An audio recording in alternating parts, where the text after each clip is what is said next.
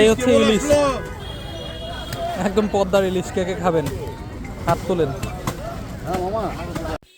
তো আজকে যাচ্ছি আমরা মাছ কিনতে, তো ভাবলাম আমি একটু ভিডিও করি। তো আজকের আকাশটা অনেক সুন্দর, তাই আকাশের একটা ভিডিও নিলাম।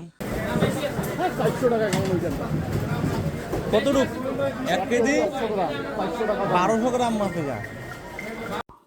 এখন আমরা ইলিশ মাছ কিনবো, তো ইলিশ মাছ আমরা খুঁজতেছি। ইলিশ মাছ এখানে কোথাও পাচ্ছি না, তো আমরা অন্যান্য কিছু মাছ দেখলাম আরও। হ্যাঁ, এখানে আরও রুই মাছ ছিল, সিলভার কাপ, ব্রিগেড।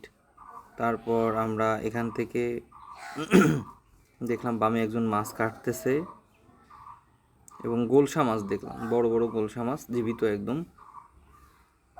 তারপর এখান থেকে দেখলাম নদীর, আমাদের তিস্তা নদীর মাছ, বেলে মাছ, তারপরে বৈরালি মাছ, তারপরে আপনার ওখানে এটা বলা আছে ঘাউড়া মাছ। হ্যাঁ, অন্য। তো ফাইনালি আমরা রংপুর টার্মিনাল মাছ বাজারে চলে আসলাম, এবং এখানে এসে খুব খারাপ পরিস্থিতির মুখোমুখি হয়েছি। এখানে খুব কাদা, বাজে অবস্থা। যাই হোক, একটা দোকানে আসলাম, এখানে ইলিশ মাছ এবং বাগদা চিংড়ি আছে। তো আমরা আশেপাশে আরও অনেক মাছ দেখলাম, বল মাছ, ট্যাংরা মাছ, চিংড়ি মাছ। তো আমরা ঘুরে ঘুরে আরও মাছ দেখলাম। এই যে এখানে শিং মাছ দেখা যাচ্ছে, এখানে মাছ কাটতেছে। আশেপাশে অনেক আপু আসছে মাছ কেনার জন্য। তো আমরা ঘুরতেছি আর মাছ দেখতেছি, এখানে অনেক শিং মাছ, বড় ছোট অনেক শিং। বাজারে আসলে ঘোরার মতো কোনো পরিস্থিতি নেই, খুবই খুবই বাজে অবস্থা, বর্ষাকাল। যাই হোক, ছোটো ভাই আসিফও চলে আসছে, তো আমরা একটু ঘুরে ঘুরে দেখি।